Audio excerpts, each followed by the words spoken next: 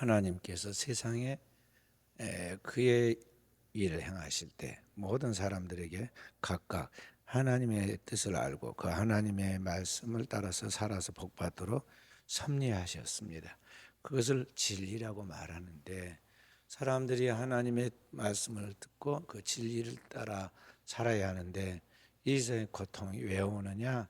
하나님의 말씀을 듣지 못한 것과 그 하나님의 말씀을 순종하지 않는 데서 오는 인간의 그 파탄된 삶이 곧 인간의 고난입니다. 그래서 주님이 청한 그 길, 그 진리가 있는데 사람들은 그 하나님의 뜻을 알지 못합니다. 여호와를 아는 것이 지식의 근본이며 악을 떠나는 것이 명철이라. 그래서 오늘 우리가 그 하나님의 말씀을 듣고 보고 배우면서 하나님이신 그 명철함으로 살아야 하는데, 우리 인간이 죄로 말미암아 하나님과 관계가 단절되어 있고 하나님의 음성을 더더 깨닫지를 못합니다. 그리고 사람의 말, 또 세상으로부터 오는 말은 진리가 아닌데 그 말은 우리가 타락했기 때문에 자꾸 안 좋은 것이 더 좋아집니다. 그걸 따라가죠. 그러니까 마치 술 먹는 사람들이 술이 취해가지고 그것이 마치 정상인 것 같이 행동하듯이 오늘 세상 사람들은 세상에 있는 제약된 그러한 생각과 언어와 문화를 따라간다는 거죠.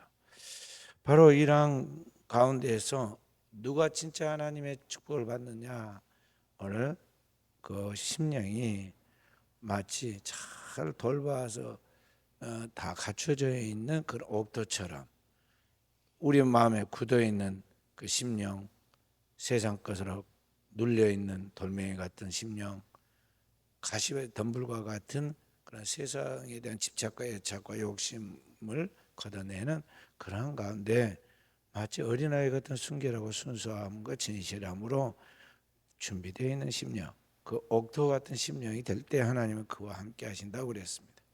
그래서 오늘 우리가 진정한 축복을 받기 위해서 먼저 그런 옥토 같은 심령이 되도록 해야 하는데, 어떻게 그 옥토 같은 심령이 되느냐?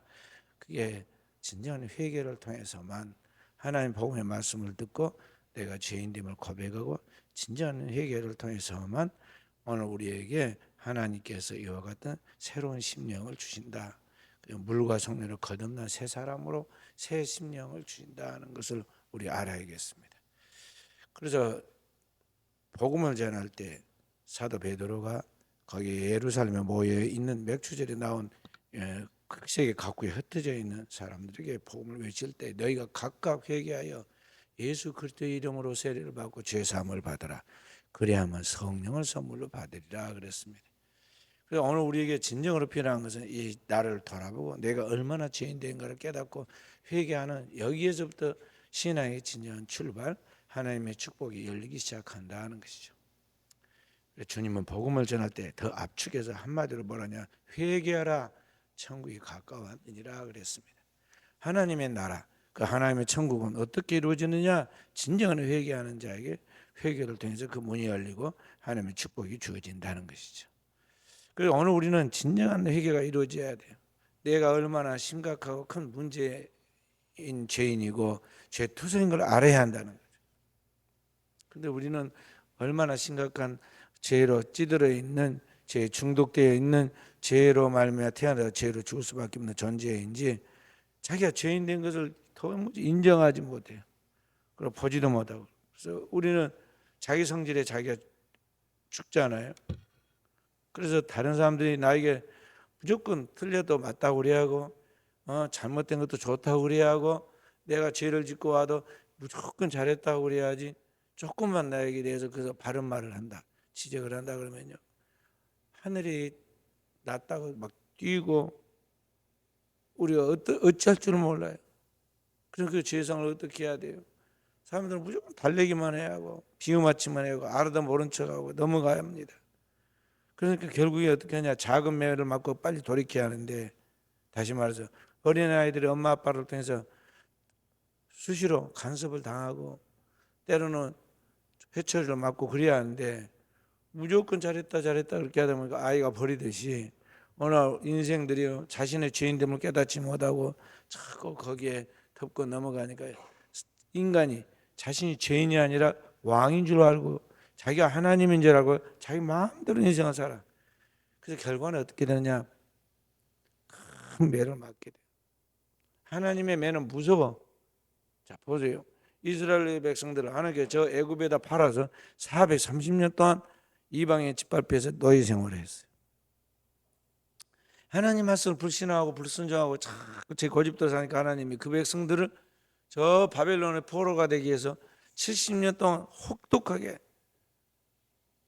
연단시키고 노예 생활로 고통받게 하고 수없는 서러운 삶을 살아가게 만들죠. 하나님에는 무섭단 말이에요. 하나님은 죽이기도 하고 살리기도 하고 낮추기도 하고 넓히기도 하니까. 그래서 그 하나님 앞에 매맞기 전에 우리는 어떻게 하느냐? 하나님의 집인 교회에서 하나님 말씀의 교훈과 채찍을 통해서 부지런히 내가 나의 자신을 찾아서 복종시키고 스스로 회개해야 돼. 그래서 이 교회에서 완성돼야 한다는 말이죠. 남자들이 저 군대 가가지고 훈련소에 가서 한 달만 있으면 훈련을 받고 사람 됩니다. 거기서 훈련받고 사람 돼야지 끝끝내 말 안 듣고 지 고집대로 하다가 나중에 걸려들어서 경찰서에 가고 나중에 와서 교도소에 들어가면 깜빵에 들어가면 거기에서는 그렇게 뭐 훈련소에 같이 먹을 거 다 먹고 놀 거 다 놀고 대우 다 해주고 더 좋은 데로 보내준 게 아니에요. 거기는 인생 막장이야. 거기 가면 인생 버린다고. 갔다 오면 더 나빠져. 그리고 더 이상 희망이 없는 존재가 된다는 말. 그렇게 해야겠냐? 그런 말씀이에요. 그래서 우리는 하나님의 학교이고 하나님의 교회이고 하나님의 훈련소인 이 교회에서 다 준비가 돼가지고 여기에서 갇혀져 나가요. 첫째는 내가 얼마나 심각한 죄 덩어리인가를 발견해야 하고, 그래서 그런 죄악된 것들을 하나님의 성령의 하나님의 말씀을 수술해서 완전히 나를 그리스도의 형상으로 만들어 작품을 만들어내야 돼. 오늘 말씀처럼 내 안에 있는 돌멩이를, 죄악의 돌멩이를, 내 안에 있는 세상의 세속적이고 정욕적이고 육체적인 탐욕과 죄성과 그런 이기심들을 다 풀을 뽑듯이 엉겅퀴를 다 이제 뽑아내듯이 다 걸러내서 털털 털어가지고 밖에 버려야 돼. 그것이 계속 있어야 한다는 거죠. 우리 장로님 한 분이 종종 저희 교회에 옵니다. 우리 저 북카페 조명해 주신 장로님입니다. 하루는 오셔가지고 목사님, 내가 땅을 하나 소개해 주고 싶은데 사십시오. 그래서 뭔 땅입니까? 그러니까 저기 보입니다. 800평 정도 되는 땅인데 그거 사라는 거죠. 내가 알았습니다. 하나님 돈 주면 살랍니다. 내가 그랬어요. 그러니까 뭐라고 하냐, 목사님이 사면 안 되고 교회에서 사야 한다는 거예요. 왜 그렇습니까? 그러니까 이게 땅이 넓어가지고 저기 목사님은 예를 들어서 주어도 못 산다는 거예요. 풀 여기 다 뽑아놓고 저 끝에 가면 다시 자라고 처음부터 다시 뽑아야 하고, 나이가 지금은 혹시 할 것 같다고 생각이 드는 건 모르지만은 목사님 10년을 생각해 봐라고 거기 풀 뽑을 힘이 있을지 않느냐고. 그러니까 교회에서 사야 각 기관별로 파트를 남겨 해가지고 관리하고 가꾸라고 그래요. 해가지고 교회에서 해야지 맞다는 거예요. 그렇겠네요. 내가 이야기했는데 풀이 많이 자라서 풀과의 전쟁이라고 그러더라고요. 틀림없어. 저희 집 저기 뒤에 고추 화분에다가 내가 한 15개인가 20주인가씩 갖다 심어놨는데요. 거기도 맨날 풀이 자라더라고. 그 화분에 있는 풀도. 어느 날 풀 좀 뽑아라고 그래서 내가 다 뽑아놨더니 이제 다 뽑았는가 했더니 얼마 후에 또 풀이 다 자라갖고 또 나왔어요. 그러니 진짜 그 논밭에 있는 풀은 얼마나 많이 자라겠어요. 그러니까 오늘 우리 인생의 마음밭에 지금 내가 잘 가꿔서 지금 은혜 받고 회개하고 옥토가 됐다고 생각해도 내일이면 이게 또 제약된 것이 쑥쑥쑥쑥 자라와서 돌보지 않으면 안 된다는 거죠. 보는 것, 듣는 것, 생각하는 것, 생활에 가는 모든 것 속에 죄악에 들어있어. 죄악된 것들을 뽑아내야 돼요. 우리 남의 눈에는 잘도 보여. 그래서 조그만 것도 우리가 티끌도 다 남의 눈에 거 빼주는데 주님 뭐라냐, 내 눈에 들보는 먼저 빼라. 그리고 남의 눈에 티를 빼라 그랬어요. 우리 안에는 그런 티보다는 비교할 수 없는 엄청난 들보가 들어있는데, 들보는 집 가로지르는 그 지붕에 그 지렛대 같은 그걸 보고 들보라고 그래. 그렇게 큰 게 들어있는데 우리는 절대 자기 자신을 볼 수 있는 통찰력이 없어요. 그렇기 때문에 주님은 우리에게 진정한 회개를 하라 그런 거죠. 요새 우리나라에 보면요, 정권이 바뀌어가지고 막 또 이제 정반대로 이제 서로 공격하고 공수를 주고받으면서 이렇게 터는 것을 볼 수가 있어요. 심각하게 아주. 또 몇 년 후에 이제 언제니 또 바뀌면 또 그런 일이 벌어질 거예요. 어쩜 그렇게 남의 거석이 되는 잘도 알고 사소한 것까지도 다 하잖아요. 오늘 우리는 우리 자신을 봐야 돼. 자신을 볼 수 있는 통찰을 가져야. 다 자기는 안 보고 다른 것만 보고 다른 사람만 봐. 그런데 정권이 바뀌어서 이게 다 보이듯이 오늘 우리 안에 있는 내면에 이러한 것들을 다 보여야 돼. 우리 자신에 대해서. 그러면 회개할 것이 나에게만 있고 다른 사람에 대해서는 긍휼히 여기고 사랑하는 것밖에는, 긍휼히 여기니까 사랑할 수밖에 없어.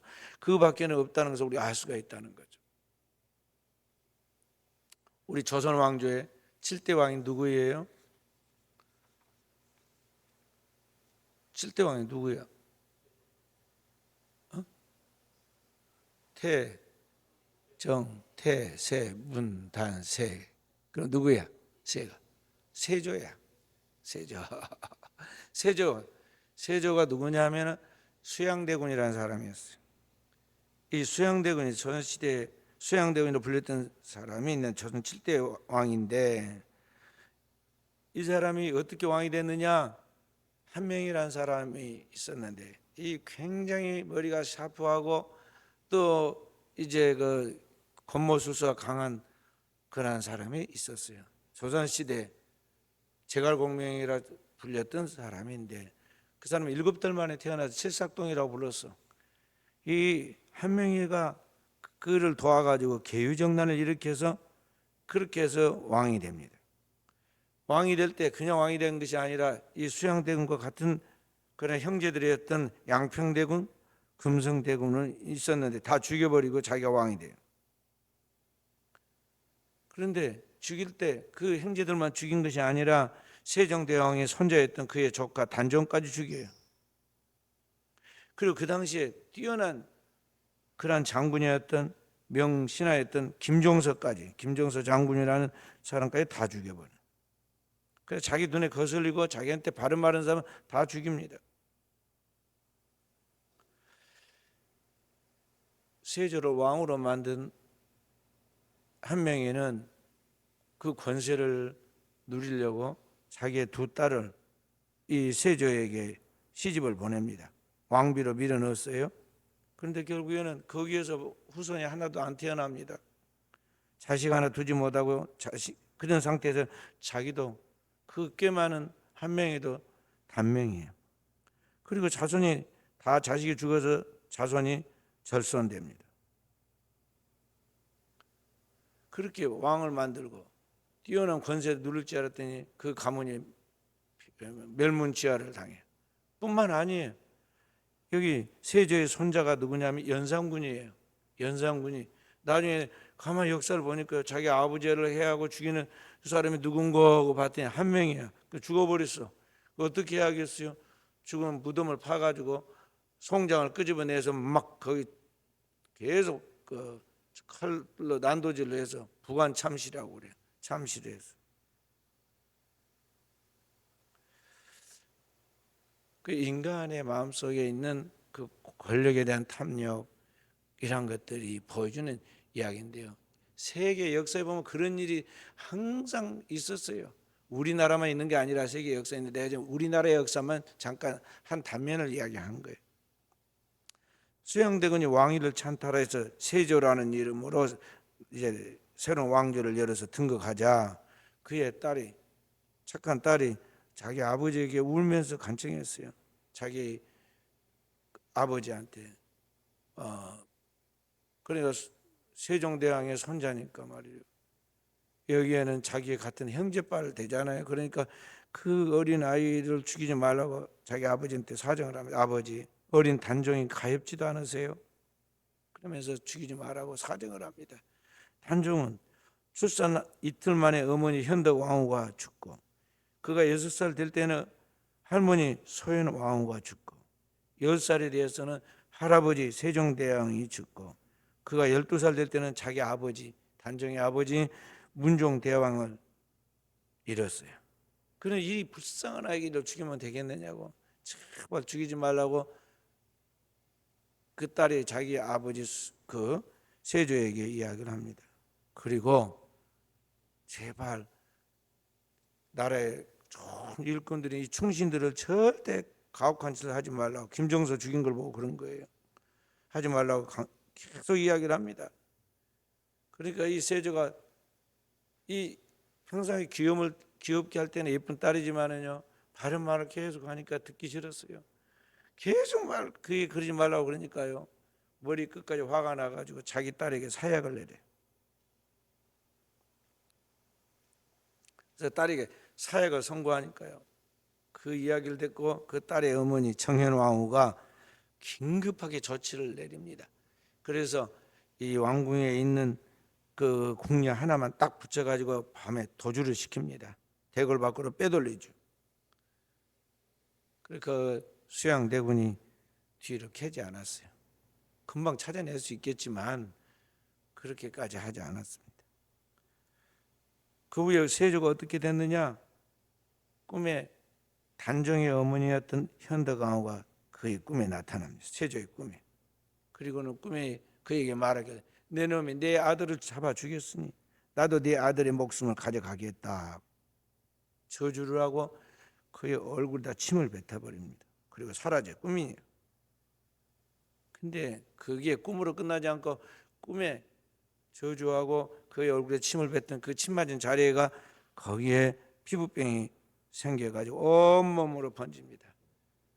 그게 몸에 번진 그게 나병이었는데 그 나병으로 죽을 때까지 고생하다가 그리고 죽는 것을 보게 되죠. 세조의 이야기에 나온 이야기. 우리나라의 그 수양대군의 이야기가 드라마로 다 그대로 나오는 이야기입니다. 구약성경 보면 이스라엘의 위대한 왕이었던 우시아라는 왕이 있었는데 이 우시아 왕이 젊었을 때는 하나님을 경외하고 잘하다가 나중에 나라가 강대해지니까 교만해졌어요. 제사장과 왕과 선지자는 구별되어 있어서 하나님 앞에 기름 부음을 받고 쓰임을 받지만 역할이 달라. 그래서 제사장은 성전을 출입하면서 하나님의 말씀을 대언하고 그 하나님 말씀을 백성들 죄를 사하고 그들에게 축복을 베푸는 것이 제사장이 하는 일인데 왕이 제사장도 아닌데 성전에 출입을 해가지고 자기가 왕 제사장처럼 분향을 하려고 했어요. 대제사장이 거기 따르는 그 성전에 일하는 제사장 85명을 데리고 들어가서 왕에게 그러지 말라고 그랬습니다. 그랬더니 그가 분향을 하다가 돌아서서 왕이 하는데 뭐 이렇게 간섭을 많냐고 말이죠. 돌아서 고함을 지르다가 그 순간 나병이 그 이마에 바라죠. 그래 평생 나병으로 있다가 죽어. 이 사람이 우시아라 하는 아마샤라는 그 왕이에요. 아샤라는 왕이에요. 아마샤의 아들 아샤라는 이 왕인데 또 다른 그의 본래 이름이 우시아였어요. 우시아 왕의 이야기인데 오늘날 이 세상의 모든 사람들이 살아가면서 이러한 제약된 근성들, 탐욕들, 이기심들이 다 자리 잡고 있다는 거죠. 온도와 습도만 맞으면 곰팡이가 피고 거기에 음식이 부패하듯이 인간은 어떤 환경에 젖어들면 반드시 그런 제약된 그런 환경과 그러한 것들만 주어지면 그 짓을 하게 되었고 있는 게 인간이다. 곧 나다는 걸 알아라 하는 거죠. 저희가 북한에 김일성이 죽고 1994년도에 7월 9일 날 이상을 떴어요. 그때가 누구냐? 저희 아버님이 그날 돌아가셨거든. 그래서 내가 날짜를 다 기억한 거예요. 그래서 야 이제 우리나라가 통일되고 잘 살란가 보다 그랬더니 그 아들 김정일이가 이제 나라를 통치하는 거예요. 감히 아버지의 그 자리나 그 위치를 동일하게 할 수 없으니까 그 아버지가 이제 나라 최초로 이제 건립한 사람이고, 자기는 거기에서 아버지, 죽은 아버지를 그 받들고 그 뜻을 따라간다고 그래서 유훈 통치라고 그래. 유훈 통치를 해서 자기는 국방, 그 나라를 지키는 국방위원장이라고 그렇게 이름을 불렀어. 그렇게 하면서 잘 못 감당할 줄 알았더니 그래도 나라를 그래도 끌어갔단 말이죠. 그리고 언제 통일이 될란가 걱정을 했는데, 그 아들 중에 스위스에 유학 간 남매가 있다고 그러더라고. 김정은과 또 누구예요? 여동생 김여정. 그 유학을 갔어. 서구 유학을 갔고, 이 스위스는 복지가 잘 돼 있고 굉장히 선진 국가로서 풍족한 삶을 살아가는 자유국가이기 때문에 거기서 보고 듣고 공부를 했으니까, 야, 북한이 이제 좀 개방되어 가지고 좋아지겠구나 그렇게 생각했어요. 그런데 나중에 보니까 어때요?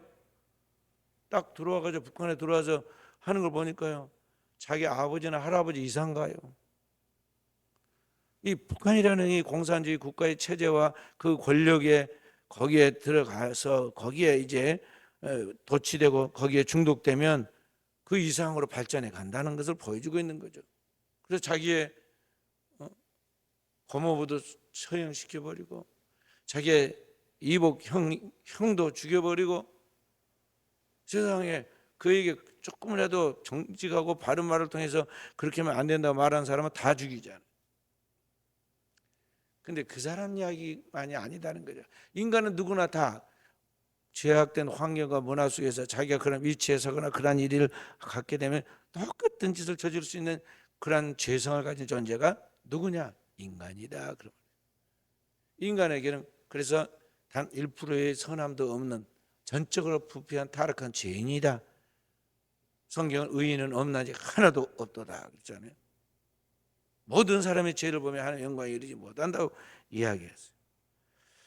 바로 그러한 가운데 살고 있는 오늘 우리 자신이 어떻게 하나님 앞에서 선한 열매를 맺으며 살아갈 수 있는 인간이면 안 된다.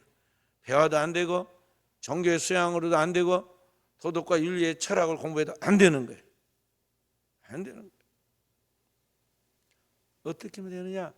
하나님의 십자가의 보혈의 피로 씻어서 정결케 되고, 그 저먹고 흠없는 하나님의 아들의 대속적인 보혈의 피로만 정결케 되고, 그 위로부터 부어지는 하나님의 영이신 성령을 우리의 영혼에 부어줄 때만 오늘 우리가 새로운 피조물로 거듭날 수 있는 것입니다. 그래서 주님이 물과 성령으로 거듭나야 하나님 나라에 들어간다고 그런 것이죠. 그런 의미에서 볼 때 우리는 물어야 돼요. 나는 정말 하나님 앞에 거듭난 사람인가? 나는 진짜 주님 앞에서 물과 성령으로 거듭나서 새로운 피조물로 하나님의 영광을 위해 살아가는 하나님의 신령한 존재인가를 우리는 물으라는 거죠. 그리고 그렇게 되어 있지 못하는 나의 상태, 오늘은 천국의 백성인 것 같았으나 내일은 또 다른 죄악된 근성을 가지고 죄 가운데 허덕이고 있는 나의 이 이중성을 발견하면서 우리는 날마다 하나님 앞에 내 자신을 쳐서 복종시키고 회개해야 돼요. 그래서 주님이 애통하는 자 복이 있다는 것이죠. 애통하는 자 복이 있다. 진정으로 애통하고 회개하면서 오늘 우리 자신을 돌아봐야 한다는 거죠. 나는 누구인가에 대하여 하나님 앞에서 늘 무릎 죄인된 나의 모습과 그리스도의 피로 거룩게 되어 하나님의 거룩한 생명을 소유한 하늘에 속한 백성으로서의 나의 그 모습에 이중적인 신분과 직책을 보면서 오늘 우리는 우리 자신에 대하여 두렵고 떨림으로 옛사람은 십자가에 못 박고 새로운 피조물로 하나님의 사람으로 내 자신을 바라보면서 달려가는 깨어있는 종들이 되어야겠어요. 그렇게 나갈 때 성령이 우리를 도우십니다. 우리의 연약함을 도우십니다. 성령이 우리의 연약함을 도우시나니 우리가 마땅히 어떻게 할 바를 알지 못하는 성령 우리에게 말할 수 없는 탄식으로 아버지 앞에 기도해 주고 그때 따라 살 수 있도록 도와주고 그 하나님의 말씀 생각나게 깨닫게 해주시고 우리 가운데 그 하나님 거룩한 뜻이 이루어지도록 함께 해주신다 이 말이죠. 주님이 약속하기를 볼지어다 세상 끝날까지 너희와 항상 함께 있으리라 그랬어요. 그러니 주님의 그 성령의 도우심이 없이 살아간다는 것은 불가능한 이야기야. 하나님의 은혜가 나를 덮고 나를 이끌지 않은데 진리의 말씀대로 살 수 있다는 것은 그건 불가능한 이야기다. 그래서 이 종말의 시대에 교회가 없었다면 세상에 얼마나 이 희망이 없는 악한 세상이 되었겠어요? 하나님의 말씀이 없다면 오늘의 이 시대 우리가 무엇으로 희망을 갖겠느냐는 거죠. 우리나라의 서울대학교나 연고대 같은 대학교가 전 세계에 얼마나 많은지 아세요? 전 세계 100개 대학에 우리나라 대학이 3개가 들어갈까 말까 해. 나와봐야 별 볼 일 없어요. 세계에서 제일 좋다는 대학 5개 대학 중에 하나 들어가는 뭐 하버드, 옥스퍼드, 뭐 프린스턴 뭐 이렇게 있다고 해도 나와봐야 그 한 분야에 지식적인 그런 과정을 밟아서 좀 더 다른 사람보다 상대적으로 좋은 학력을 갖췄을 뿐이지, 인간이 거듭나가지고 하나님 뜻대로 살아서 천국 가는 건 아무 관계도 없어. 인간은 배우면 영악하게 되었고 있어서 지식은 사람을 교만하게 만들거든. 그래서 그 착한 것을 자꾸 궁리하다 보니까 자꾸 엉뚱한 악한 생각과 언행을 저지르게 되었고 있다는 거죠. 그래서 진정한 도움은 주님밖에 없는데, 주님이 그 믿는 자에게 부어주는 그의 성령을 받아야 성령이 우리를 도우세요. 주 여호와이신 그 지혜와 청명의 신이요 재능과 모략의 신이요 지식과 여호와를 경외하는 신이라고 말씀한 그 성령이 우리를 도우실 때만 하나님 뜻도 알 수 있고 깨달을 그 뜻대로 살 수 있도록 명확한 판단력을 줘. 그런데 그러나 하나님의 성령의 도움과 지혜가 총명이 없는 사람은요, 배운 사람이 너무 무식해, 너무 엉뚱한 일을 하고 꾀를 영리하다고 뭐 판단을 내리는데 꾀가 죽을 게만 그렇게 찾다가 나중에 망하는 걸 볼 수가 있어요. 그래서 그리스도인은 하나님 위로부터 공급해 주시는 영적인 성령의 지혜를 통해서 살아가기 때문에 그의 모든 일은 하나님이 하신 일이라 처음보다는 끝이 더 잘되게 되어 있고 더 형통하게 되어 있고 더 완전한 축복 가운데 나가게 되어 있다 이 말이죠. 그래서 우리는 늘 주님의 그 거룩한 영이 나를 지배하고 이끌어 가시고 역사이도록 겸손히 기도하고 또 기도해야겠어요. 세상은 날이 갈수록 악해져 갑니다. 점점 악해져 가. 이 종말의 시대에 우리가 무엇으로 이겨야겠어요? 인간의 힘은 안 되니까 하나님 앞에 우리가 성령의 도우심을 받도록 기도해야 한다는 거죠. 자, 성경 누가복음 21장 34절부터 36절 한번 읽어봅니다. 누가복음 21장 34절에서 36절 말씀. 너희는 스스로 조심하라. 그렇지 않으면 방탕함과 술 취함과 생활의 염려로 마음이 둔하여지고 뜻밖의 그날이 덕과 같이 너에게 임하리라. 이날은 온 지구상에 거하던 모든 사람에게 임하리라. 이러므로 너희는 장차 올 이 모든 일을 능히 피하고 인자 앞에 서도록 항상 기도하며 껴있으라 하시니라. 아멘. 우리 세상에 가만히 있으면 어떻게 되느냐? 방탕과 술 취함과 생활의 염려로 마음이 무디어져서 길가와 같이 된다는 것이죠. 그렇게 저렇게 살다가 어느 날 짐승이 덫에 걸리듯이 뜻밖의 최후의 종말의 날이 내 인생의 끝이 다가온다는 것입니다. 이 말이라 네가 가고 싶다 말고 싶다 아니라 위로부터 툭 떨어지는 거예요. 그 날이 온다는 거죠. 그 최후의 종말의 날은 어떻게 오느냐? 35절. 이 날은 온 지구상에 거하는 모든 사람에게 이 말이라. 개인의 종말뿐만 아니라 우주적 종말이 온다는 것이죠. 그러므로 우리가 세상에 오는 이 모든 일들을 능히 피하고 하나님의 나라에 주님 앞에 서도록, 하나님 보좌 우편에 계신 주님 앞에 서도록 어떻게 하느냐? 항상 기도하며 깨어 있으라 그랬어요. 항상 기도하며 깨어 있으라. 기도에는 항상 부사가 앞에 딱 따라붙어. 항상 기도하며 낭망치 말라. 쉬지 말고 기도하라. 늘 기도에 대해서는 이 부사가 따라붙는다니까. 빌립보서 4장 6절 7절에 이렇게 말씀하고 있습니다. 아무것도 염려하지 말고 오직 모든 일에 기도와 간구로 너희 구할 것을 감사함으로 하나님 앞에 아뢰라. 기도하라 그 말이에요. 그게. 그리하면 이 모든 지각에 뛰어난 하나님의 평강이 그리스도 예수 안에서 너희 마음과 생각을 지키시리라. 기도하고 나가면 하나님의 나라의 평강이 우리 마음과 생각을 딱 지켜서 하나님의 응답이 이루어져. 그러니까 현실에 지금 눈에 보이고 손에 잡히고 나타나는 게 아니라 이미 그런 하나님의 나라 안에서 이루어졌다는 것을 알기 때문에 마음에 평안이 와요. 그래서 감사함으로 하나님 앞에 기도할 수 있게 되는 거예요. 그게 있어야 돼요.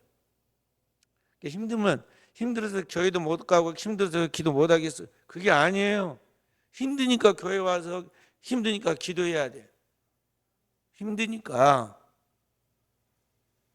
옛날 우리 부모님들은 아침에 별 보고 나가가지고 저녁에 별 보고 들어와. 그렇게 농사를 지었는데도 힘이 안 들어서 철야기도 했겠습니까?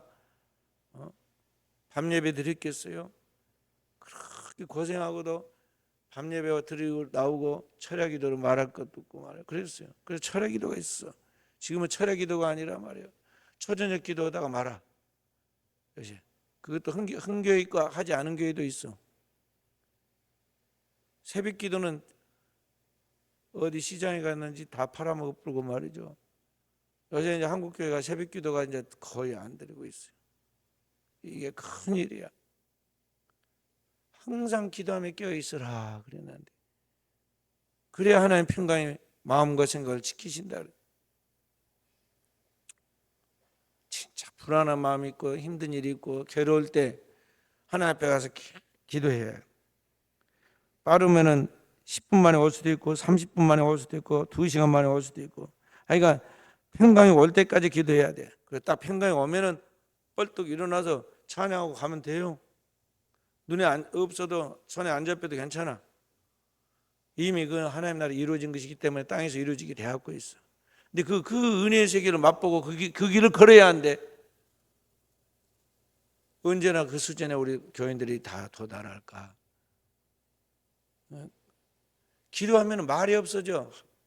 왜 그러냐? 하나님께 할 말을 다 했기 때문에 사람들에게 막 근심이 되고 걱정이 되고 뭐가 있어야 말을 하는데 말할 필요가 없어. 하나님 다 알아서 처리할 것이니까, 해결하실 것이니까, 그 주님이 인도하실 것이니까 말이 없는 거야. 그냥 억지로 말을 섞어야 하니까 조금 바보 같은 말을 그냥 섞어서 하긴 하지만은요, 진짜 기도한 사람은 말할 필요가 없어. 이미 주께 다 말했기 때문에, 알았기 때문에.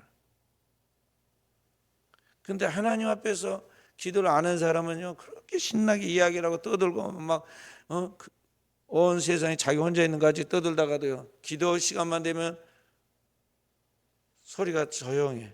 뭐 한 거 보면 다 자고 있어. 또 조금 있다 보면 없어져. 바람과 함께 사라졌어. 이게 체질을 바꿔야 돼. 우리의 체질을 영적인 체질로 바꿔라. 신령한 그리스도인의 사는 방식을 바꿔야 돼. 아예 수도원에 딱 들어가가지고 죽을 때까지 안 나오는 수도사들도 있어. 서약하고 수도원에 딱 들어가서. 그 사람들은 하루 일과를 딱 정해놨어. 아침에 몇 시부터 몇 시까지는 뭐하고, 오전에 뭐하고, 점심 먹고 오후에는 뭐하고 다 하고, 저녁 잠자니까 딱 성무일과라고 우리가 정해놓고, 그렇게 평생 수도적인 생활하는 사람들도 있습니다. 그런 것에 비하면 우리 그리스도인이 뭔가 균형 잡힌 영적 생활을 해야 하는데, 많은 사람들이 이것을 그냥 하지 않는다는 거죠. 그리고 뭐냐, 백화점 쇼핑하듯이 교회에 가서 딱 프로그램에 따라서 참여만 하고 돌아와도 저절로 복이 받고 잘 될 것으로 그래 착각을 하고 자기 마취하고 돌아온다고. 현대인들의 신앙생활하는 종교 모습이야. 그래서 세련된 교회, 군중의 심리에 따라서 많이 모인 교회, 보여줄 것이 있고 볼 것이 있는 교회로 간다고요. 저는 그런 교회 종종 설교하러 가잖아요. 그럼 숨이 탁탁 막혀. 왜냐?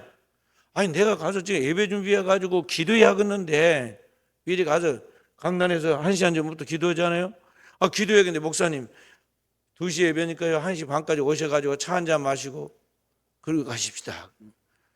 가서 실컷 앉아서 뭐 할 거예요? 이게 차 우리 교회도 아닌데 거기서 뭐 이해할 사람도 없고, 근데 거기서 차 마신다고 한 30분 그러고 예배 전에 빨리 기도해야 하는데 그러고 있으려면 참 그래. 그게 다 그게 문화가 되어갖고 있어 지금. 그 시간 딱 되면 연출되는 그 프로그램에 따라서 하잖아요. 화면은 뜨고 가사 나오고 반주가 딱 나와서 입만 따싹따싹 하거나 쳐다만 보면 다 되는 것으로 생각하고 있잖아요. 그러면 시간 안에 다 순서에 따라서 딱 진행되면 이제 나한테 그 축복이 주어진 걸 착각을 해. 아니에요. 절대 아니에요. 아이가 가만히 있으면 저절로 쑥 자라가지고 튀어나오고 큰 거 아니잖아요. 10달 동안 아이가 정성껏 엄마 뱃속에서 부모가 돌봐줘야 하고 그 아이가 해산할 때 죽을 고생을 해야 애기가 튀어나온다고. 또 튀어나오는 그 아이가 사람 되려면 20년을 돌봐야 돼. 한 영혼이 거듭나서 천국 백성 되고 그 백성이 또 다른 영혼들을 돌봐서 이 땅에 많은 영혼들을 구원시키는 일꾼 되게 만들려면요, 그보다 더 아주 깊은 정성과 사랑과 헌신을 다해야 돼. 그래서 현대 크리스찬들이 과연 그렇게 믿느냐 이 말이죠. 우리나라 초창기 기독교인들 잘 믿었음에도 불구하고 일본의 지배를 받았을 때 일본의 우상인 신사에 절하라고 그러니까 다 절했어, 기독교인들이. 우리 장로교도 1938년 제27차 총회에서 신사는 우상 숭배가 아니라 국민 의례이기 때문에 지켜야 한다, 그렇게 결의해가지고 가서 신사 앞에 절했다고. 결정적 순간에는 능력이 없으니까 하나님 말씀을 지키지 못해. 지금 와서 뭐 그거 무효다, 그때 잘못했으니까 우리 선배들 잘못했으니까 우리가 그 무효하고 그냥 회개하고 없는 걸로 취급하자, 그렇게 결의한다고 해서 그게 없어지는 게 아니에요. 그때 당시 신사 참배를 하면 안 된다고 외쳤던 주기철 목사님, 목사직에서 교단에서 장로교 총회에서 목사직을 박탈시켰어요. 그래 목사 아니다고 그랬어. 사퇴해서 내쫓고 교회에 와서 설교 못하게 했습니다. 나중에 지나놓고 보니까 너무 부끄럽다, 목사직을 회복시켜주자. 돌아가셨는데 뭐 회복시키나 마나 그 무슨 의미가 있겠어. 회복시켜주자 뭐 그거 어떻게 하자고 하지만은 다 그 부질없는 인간이 자기 마음이 괴로우니까 마치 자기의 부모나 조상들이 제사를 드린 것 같은 그런 눈 가리고 아웅식이야. 오늘의 삶의 자리에서 내가 서 있는 자리에서 우상에 무릎 꿇지 않고 세상의 물욕과 권력에 무릎 꿇지 않고 하나님의 말씀의 진리를 따라 정도를 걸어가는, 그게 중요한 것이지 다 남들이 하니까 따라 했을 뿐이다, 그게 중요한 게 아니에요. 그래서 오늘을 사는 우리가 진짜 믿음의 사람으로 서야 합니다. 하나님 앞에 나를 볼 수 있어야 돼요. 내가 지금 얼만큼 영적으로 서 있는가? 첫째는 거듭났는가? 둘째는 내가 영적 학년이 지금 초등학교인가 중학생인가 고등학생인가 대학생인가? 내 영적 수준을 보고 살펴서 나를 영적으로 성장시켜야 한다는 거죠. 육에 속한 그리스도인이 신령한 그리스도인으로 성장해야 하고, 신령한 그리스도인으로 끝나는 것이 아니라 그리스도의 장성한 분량이 충만한 데까지 이르는 거룩한 목표를 정하고 우리가 달려가야 한다는 거죠. 선한 경주로 서로 앞다투어 가지고 서로 1등이 되려고 주님 앞에 서는, 주님 앞에서 1등이 되려고 하는 선한 경주로 하나님 앞에서 목표를 정하고 달려가라, 그런 말. 앞서거니 뒤서거니 하면서 사정 갖고 목을 걸지 말고, 누가 나를 알아주니 말아주니, 나가 누가 말 때문에 상처받고 섭섭했던 그런 유치한 소리 하지 말고 말이죠. 누구 때문에 교회 다닌다는데 그러지 말고, 다 땅에 있어서 아무것도 아니야. 아이들 놀면서 다투고 싸울 수도 있잖아요. 그런 아이가 거기에 묶였으면 되겠어요? 금방 잊어버리고 빨리 커서 성장해야지. 영적 성장을 이루어가야 한단 말이죠. 그리스도의 장성한 분량으로, 십자가의 군사로 한 사람이 1000명을, 한 사람이 10,000명을, 한 사람이 민족을 감당할 수 있을 만큼의 영적인 큰 인물이 되어야 한다는 것입니다. 그건 누가 만들어주는 게 아니야. 자기가 스스로 서가는 겁니다. 어디에서? 주의 몸된 교회에서 서가는 거죠. 저와 우리 사랑하는 성도들이 이런 하나님의 준비된 사람으로 성장해서 하나님의 아름다운 쓰임을 받기를 주님의 이름으로 축원드립니다.